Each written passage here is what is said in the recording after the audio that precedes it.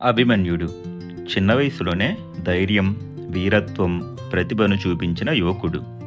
అభిమన్యుడు అర్జునుడు మరియు శ్రీకృష్ణుని సోదరైన సుభద్రల పుత్రుడు. కురుక్షేత్ర యుద్ధంలో 13వ రోజు దుర్యోధనుడు చక్రవ్యూహాన్ని ఏర్పాటు చేశాడు. అర్జునుడు దూరంగా ఉన్నందువల్ల పాండవులు చక్రవ్యూహంలోకి వెళ్ళలేకపోయారు. ఆ సమయంలో అభిమన్యుడు ముందుకొచ్చి, నాన్న చెప్పిన రహస్యంతో నేను లోపలికి వెళ్ళగలను అన్నాడు. తన వయసు కేవలం 16 సంవత్సరాలే అయినప్పటికీ అద్భుతమైన ధైర్యంతో యుద్ధరంగంలో అడుగుపెట్టాడు. అభిమన్యుడు చక్రవ్యూహంలోకి ప్రవేశించి కౌరవ సైన్యాన్ని తుడిచిపెట్టేశాడు.